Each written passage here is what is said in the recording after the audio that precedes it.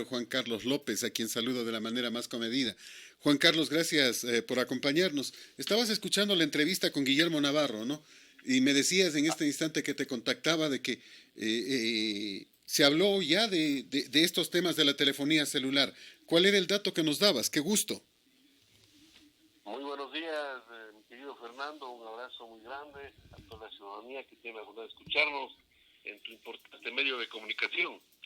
Mira, el tema de la telefonía celular, recuerdo que en la época correísta ya existía una presión en contra de la misma del presidente Correa, lo que obligó a venir acá al mexicano Slim para conversar justamente directamente con el presidente de la República y lo que debía costar eh, la concesión, $2.000 millones, terminó costando $400 millones, ¿no?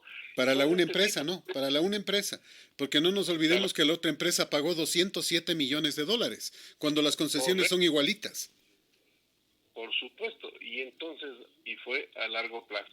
Situación que alarmó a la Asamblea Nacional, pero recordarás que en ese tiempo pues la bancada correísta era mucho más grande y por lo tanto eso quedó en el sueño de los justos, ¿no? Pero ya con el tiempo pues nosotros ya estamos aclarando un montón de eventos que se han dado de actos de corrupción de un gobierno pues que prácticamente acabó con el país. Y en este tema, no nos olvidemos de que se concesionó la telefonía celular, pero nunca le concesionaron el Internet y el principal negocio de los teléfonos celulares o de la telefonía celular en este instante es el Internet. Jamás le concesionaron televisión por cable o televisión por Internet. Pero estos son temas que se venden y que significan ingentes millones que llegan a los bolsillos de los concesionarios sin que el Estado reciba lo que corresponde, pues. Y por supuesto, y nada queda en el Ecuador de paso. O sea, todo esto sale fuera del país, dineros que muy bien servirían pues para obras en nuestro país.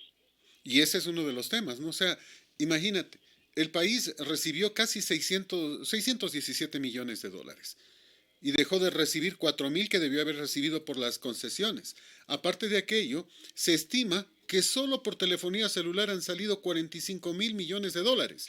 Por internet, a través del celular, se estima que son más todavía, pero pongamos otros 45.000 millones, hablamos de 90.000 millones, pongamos 10 millones de dólares nada más por la televisión que entregan también de esta misma manera. Estamos hablando de que el país recibió 607 millones de dólares por estas concesiones y dejó irse 100.000 millones de dólares en 15 años.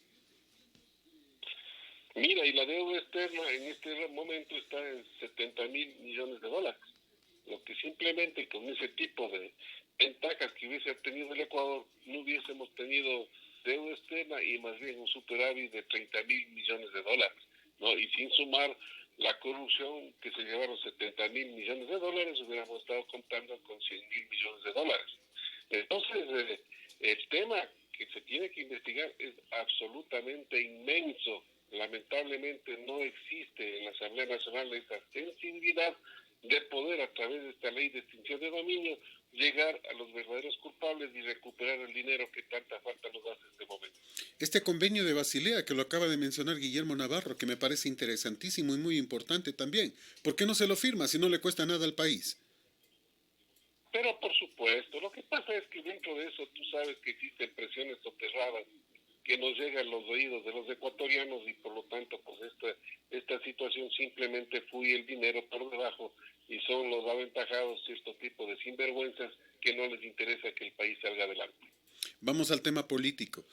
Hoy tienen que empezar a inscribirse los candidatos. Desde tu criterio, ¿puede inscribirse el reemplazo de Correa? No, porque tenía que hacerse de forma presencial la inscripción del candidato a la presidencia de la República y el vicepresidente de la República. Hay El jurisprudencia candidato, sobre el tema, ¿no es cierto? Hay jurisprudencia sobre el tema. Significa ya pasó esto antes, en el caso Bucarán, año 2013. por supuesto que el mismo presidente Correa dijo que tenía que venir personalmente para mejor meterle a la cárcel a este señor, en este entonces a Bucarán, y por lo tanto pues no podía ser inscrita a esa lista. Hoy sucede exactamente lo mismo y por lo tanto al no haber estado dentro del periodo de tiempo, esa candidatura ya no puede ser inscrita.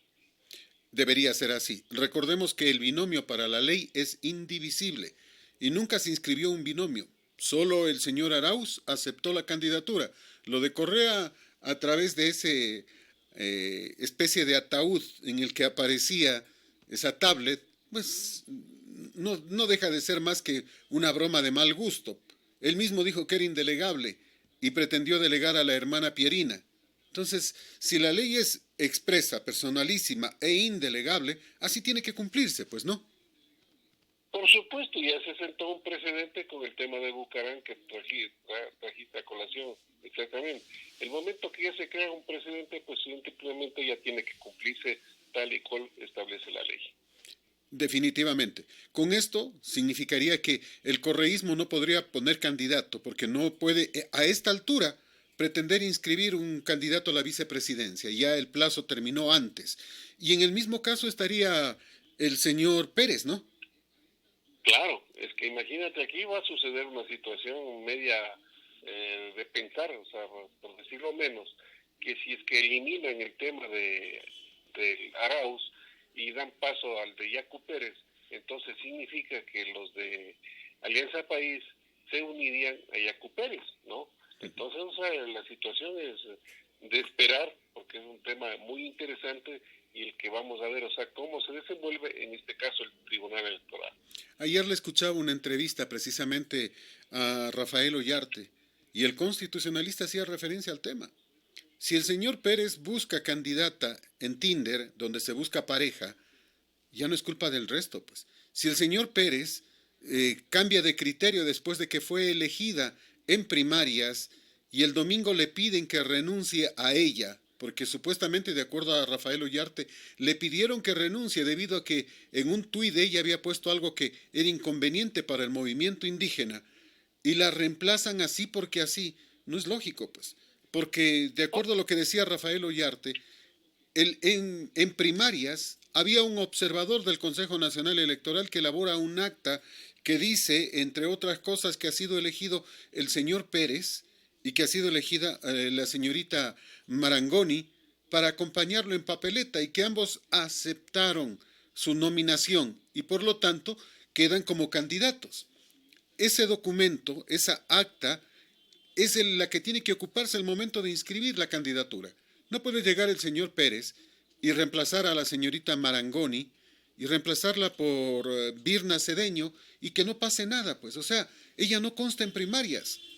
Por lo tanto, ahí también hay una ilegalidad y tendría que ser rechazada esta candidatura. Reitero, el binomio es indivisible. El binomio es indivisible. No puede ser cambiado sino solo a instancias del propio Consejo Nacional Electoral. Supongamos el binomio Arauz-Correa que se hubiera inscrito. Se inscribió Arauz, supongamos que Correa venía, se inscribía, aún a riesgo de cualquier cosa, venía y se inscribía. Como no había en ese instante mayor tema, podía haberse ido tranquilo. Inscrito, el Consejo Nacional Electoral revisaba y decía, a ver, momentito, el señor no puede ser candidato a la vicepresidencia porque fue presidente ya. Y la única función del vicepresidente es reemplazar al presidente. Por lo tanto, no puede ser candidato, así que cámbienlo nomás.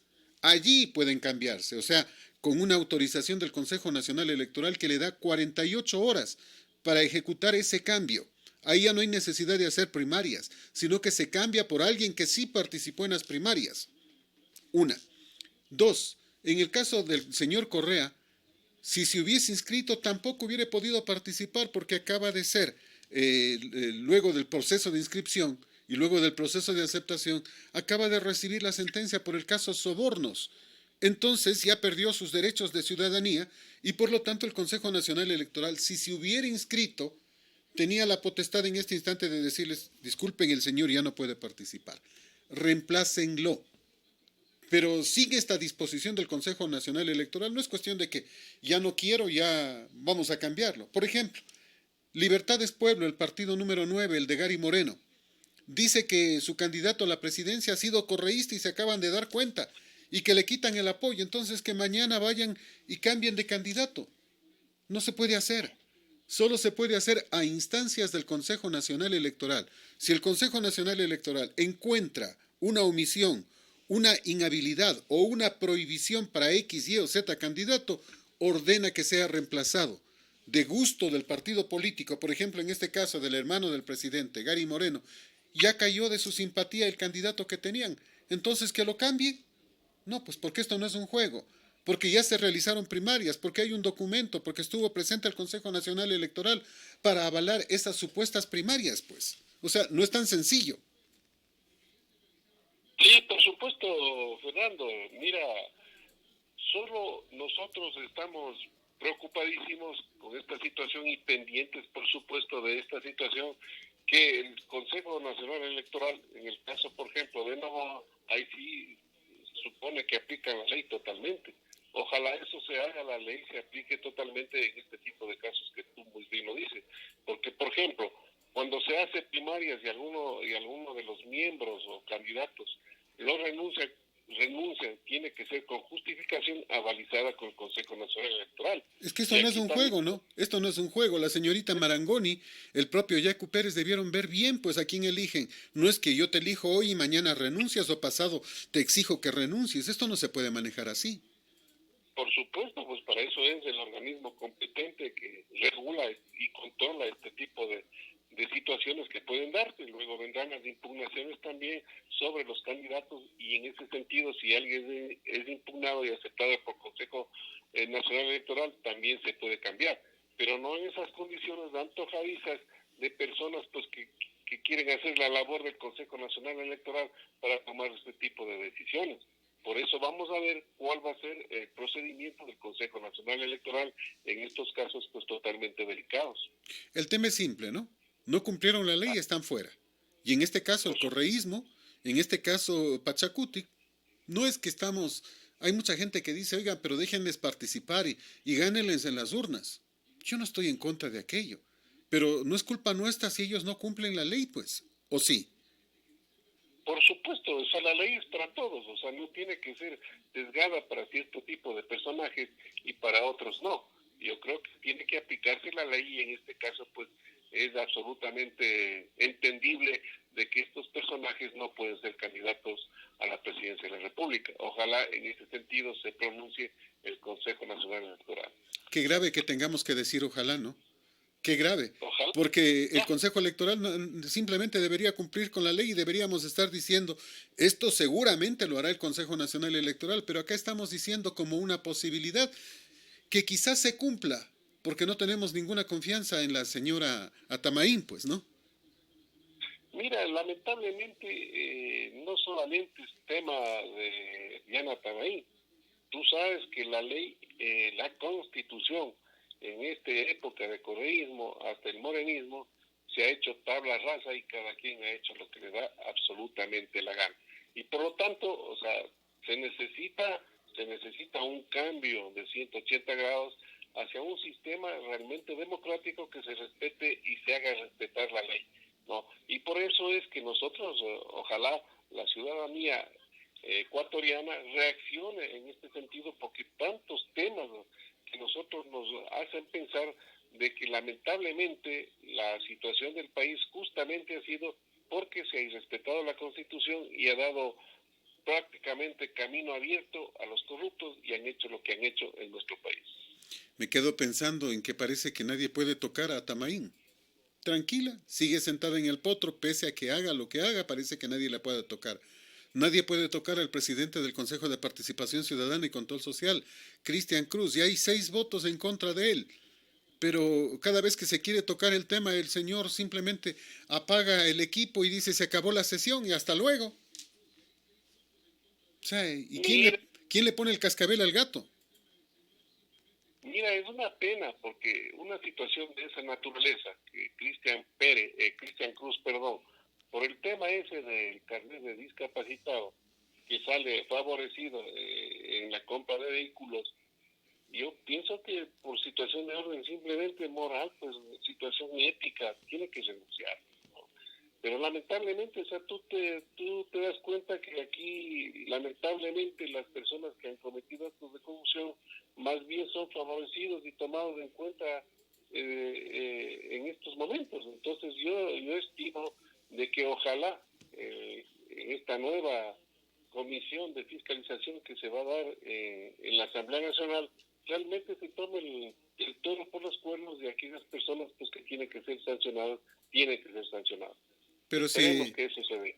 pero le podemos pedir peras al olmo si el presidente de esta comisión es del BIN, si Franco Romero es del BIN, si uno de los importantes funcionarios de esta comisión es José Serrano Salgado. Si, o sea, ¿cómo le pedimos peras al olmo? ¿Cómo le pedimos que ellos controlen si van a terminar siendo alguaciles, alguacilados? Pues Chuta, tremendo, mi querido Fernando. Por eso yo he sido una de las personas que siempre he criticado estos dos poderes más que se crearon en el Ecuador, que es el Consejo de Participación Ciudadana, uno de ellos, que no debe existir. Aquí se debe estar en los tres poderes del Estado, porque justamente uno entendía que pasaba lo que iba a pasar en el momento de hoy. Y no solamente para el presidente actual o el presidente anterior, sino para cualquier presidente de la República que vaya al poder y sea una persona que le guste tomarse todos los poderes, lo hace a través del Consejo de Participación Ciudadana, que no se habla de ningún tipo de democracia. Por lo tanto, o sea, mi querido Fernando, el tema es profundo. El tema es de que tiene que hacerse una nueva constitución, que es lo que yo siempre lo he dicho y me mantengo en eso, respetando por supuesto los otros tipos de criterios, pero tiene que haber una nueva constituyente en el Ecuador, porque esta constitución es vertical y le da los poderes y se convierte el presidente actual o el futuro presidente de la República en un hiperpresidencialismo, porque así lo permite esta constitución. Por lo lo grave, tanto, o ¿no? sea, Lo grave, debe haber, que queda en debe manos haber del presidente de la República la venta de de nuestras instituciones, por ejemplo, de las centrales hidroeléctricas, de CNT, de TAME, etcétera, etcétera. Todo queda en manos del presidente y no terminamos de entender por qué. Porque hay que decirlo con todas las letras. El presidente es un administrador temporal del país, no es el dueño. Y de acuerdo a la disposición actual, el presidente podría ir vendiendo todo. Y uno termina diciéndose, ¿cómo puede ser posible que esto ocurra, no? Mira, por eso yo siempre lo digo, o sea, la Constitución le da demasiados poderes al presidente de la República y le quitó muchos a la Asamblea Nacional e inclusive su capacidad de interpretación de la ley, que pasó a la Corte Constitucional. Entonces, mira, si el espíritu de las leyes lo hace el legislador y es el que puede interpretar la ley, lo manda esta situación a la Corte Constitucional. Es decir, que la Asamblea Nacional pasó a un segundo plano. Y es por eso que yo insisto que esta Constitución le da una especie de fuerza al presidente de la República, que es un hiperpresidente que resuelve absolutamente todo. Mira lo que está sucediendo con el Banco del Pacífico, que sus valores son otros y quieren venderles prácticamente a precio de huevo, como se lo dice en el argot popular. Entonces, todo eso tiene que cambiar. Expliquemos esto, ya que tú mencionas lo del Banco del Pacífico. De acuerdo a activos, 6.700 millones de dólares. De acuerdo a la valoración que se hizo hace 2 años, 4.150 millones de dólares costaba. Ahora dicen 612 millones que cuesta y uno no sabe cómo es que bajó de 6.000 a 4.000 y de 4.000 ahora a 600, que es el valor en que lo quieren vender. Mira las pulsaciones, por eso te digo, o sea, las pulsaciones, o sea, que se dan de grupos económicos interesados en este tipo de temas, ¿no es cierto? Simplemente por debajo pues ya corre el billete, lamentablemente es así, y por lo tanto esto tiene que cambiar, o sea, te digo Fernando, tiene que cambiar, pero para eso está pues, o sea, en el voto popular, o sea, de la ciudadanía, elegir bien a personas pues que no tienen esos compromisos, o sea, con las grandes corporaciones económicas inmensas que simplemente manejan de esta naturaleza y son los beneficiados, ¿no? Y entonces nosotros ya vamos viendo negociación tras negociación como se están dando las cosas y por lo tanto los tipos de negociaciones son tan altos los intereses económicos que no llega pues al alcance de los ciudadanos ecuatorianos, de la mayoría de los ecuatorianos que simplemente somos víctimas inocentes de cómo se quitan la plata de todos los ecuatorianos. Y es un tema que hay que seguirlo, ¿no? O sea, la banca internacional te da créditos al 3, 4, 5, 6%. La banca ecuatoriana te da créditos hasta el 24%. Las cooperativas, no puede ser posible, esto es esquilmar al pueblo y esto no, esto es lo que tiene que cambiarse. Ojalá se pueda traer una banca internacional seria, se abran las puertas para que llegue a la banca internacional y con ella llegue dinero barato para reactivar el Ecuador. Me quedo pensando en el tema de los médicos, de los posgradistas. Han protestado en estos días con derecho porque tiene que pagárseles. Ellos han arriesgado su vida, aparentemente llegaron a un acuerdo con la ministra, pero el ministro de Salud ayer dice que no se les puede pagar y que no se les va a pagar. Uno termina preguntándose qué pasa. Este es un caldo de cultivo para generar problemas. Ya estuvieron en marcha movimientos sindicales, ya pudimos ver al infaltable Elías Tatamuez y compañía protestando y gritando en contra del Estado. Ya apareció Leonidas Issa para anunciar que los indígenas también se unen a la protesta. O sea, con protestas en este instante podemos cambiar el Ecuador. Imposible, imposible. Lo que pasa es que cuando todas las cosas se hacen simplemente con la mira politiquera de tratar de hacer protagonismo con el dolor, en este caso que respaldo 100% a los médicos que prácticamente arriesgan su vida, están en la línea de fuego, que sean tratados de esa naturaleza, no estamos absolutamente de acuerdo. Entonces yo creo que en este caso la sensibilidad tiene que pedirse al gobierno en este momento que sean pagados y atendidos los médicos que con justa razón lo están haciendo, pero no estamos de acuerdo que existan los vivarachos que en este tipo de situaciones que son muy preocupantes para el país, no existirá ni un solo ecuatoriano que esté en contra de los médicos, más bien todos a favor de este tipo de situaciones que quieren pescar a río revuelto protagonismos de personas que nada tienen que ver con el tema. Y ese es uno de estos aspectos en los que hay que seguir, ¿no? O sea, no puede paralizarse el país. Estamos en un medio de una crisis gravísima y marchas y protestas en este instante es simplemente indolente, es ponerle gasolina al fuego, pues no. Así es, o sea, yo estimo, por eso te digo, Fernando, y soy una persona que he luchado desde que ha habido la posibilidad de hacerlo, de que lamentablemente, o sea, la educación, insisto, la educación es la columna vertebral de nuestro país y tiene que afinarse desde los inicios, ¿no? Para que las nuevas generaciones de ecuatorianos sean conscientes, amen a nuestro país y tengan ya un criterio totalmente diferente del de hoy, que simplemente cada quien piensa en su posición, en su interés y no en el interés de todos, ¿no? Y entonces eso se obtiene a través de la educación. Hoy estamos viendo, pues lamentablemente, la individualidad que existe, el importismo que existe, simplemente cojo lo que yo más puedo, lamentablemente, pues en desmedro de la necesidad de la mayoría de los ecuatorianos. Me quedo pensando en ese tema. Tú mencionas la educación y sí, entiendo que ayer se dio el examen de ingreso a la universidad. No debería pasar. A la universidad deben ingresar todos los bachilleres. Y allí en la universidad tiene que darse un curso preuniversitario, luego del cual, luego de 6 meses, tienen que tomarse exámenes recién cuando se nivele a todos los estudiantes. Los que alcanzan la nota se quedan, los que no tendrán que volverlo a intentar. Pero no se puede negar el ingreso a los bachilleres, pues como está pasando en este instante. Mira, Fernando, yo fui uno de los críticos más grandes y consta en las intervenciones que yo tuve en la Asamblea Nacional con respecto al tema de la educación, porque a mí siempre me ha gustado estos temas. Yo fui creador de una universidad de aquí de la provincia de Tungurahua, Indoamérica. del Indoamérica. Uh-huh. Entonces, mi objetivo en eso era de que sea la mejor del Ecuador, ¿no? Entonces, siempre en la Asamblea Nacional yo dije que cómo vamos nosotros a tomar esos tipos de exámenes y estamos dando nosotros prioridad a los citadinos, pues.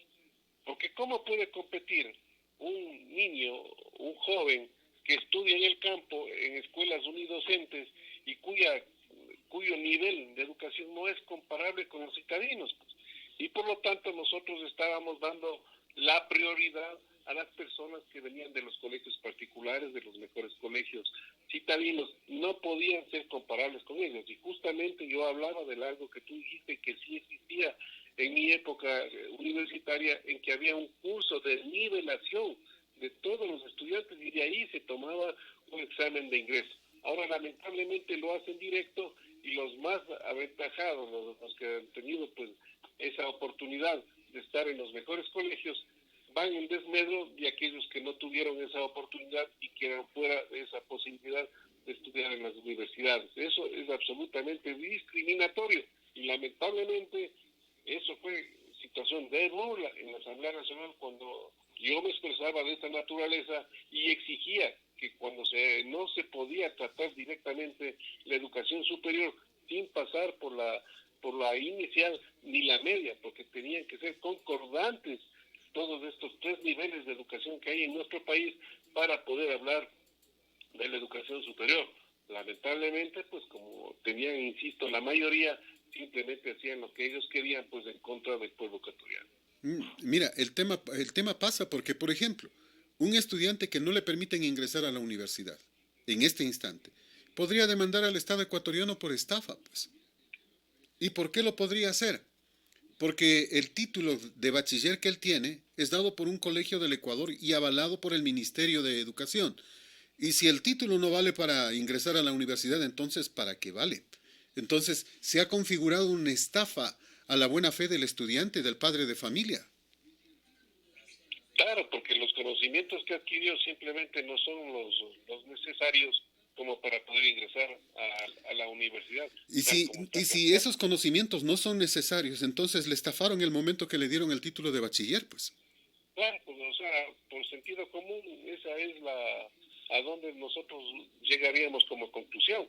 Y por lo tanto, pues lo que tú dices es absolutamente manejable, en que el estudiante tiene, y el padre de familia, que es el que gasta, tiene todo el derecho de elevarle a un juicio una situación de esta naturaleza. Y Por tenemos supuesto. que cambiar esto, porque no puede ser posible que el pueblo siga pensando como lo ha dicho, ¿no? Robó, pero hizo obra. Robó, pero hizo obra. Imagínate que un trabajador tuyo, tú tengas que decir, bueno, pues me está robando, pero sí trabaja. Que siga nomás. ¿Qué dirías? Dirías, está bien. Imposible, imposible. Uno no se puede decir eso, o sea, lamentablemente se ha escuchado, o sea, con mucha y profunda pena, porque los dineros públicos son sagrados, pues. ¿Y acaso que se está haciendo las obras con dinero del alcalde, del prefecto, del presidente de la República o del ministro pertinente en lo que significa obras? No, pues se está haciendo con el dinero de todos los ecuatorianos y por lo tanto son sagrados. Aquí no puede haber este tipo de situaciones de orden de corrupción que se lleven los dineros de las coimas que se dan por cierto tipo de obras que se dan en el Ecuador. Esas situaciones no pueden darse y por lo tanto pues tienen que ser penadas con la ley. Es hora de cambiar ese esquema mental que tienen algunos hermanos ecuatorianos de pensar que ha hecho obra, no importa que robe. Simplemente pues esas personas no tienen por qué hacerlo y es su deber Porque además cívico, por moral. eso cobran, ¿no? Por supuesto, y por eso están cobrando pues para dar los mejores resultados a la ciudadanía, porque es su obligación. Y otra cosa, también hay que cambiar el esquema mental, pues, o sea, de los funcionarios públicos, especialmente las personas que llegan por elección, y los mismos inclusive personas de la burocracia de nuestro país. ¿Quién paga? ¿Quién paga esos sueldos? Paga el sudor y el trabajo de los demás ecuatorianos, pues del resto de ecuatorianos. Por lo tanto, se deben a aquellos que están trabajando en forma particular, que a través de sus impuestos están pagando al sector público.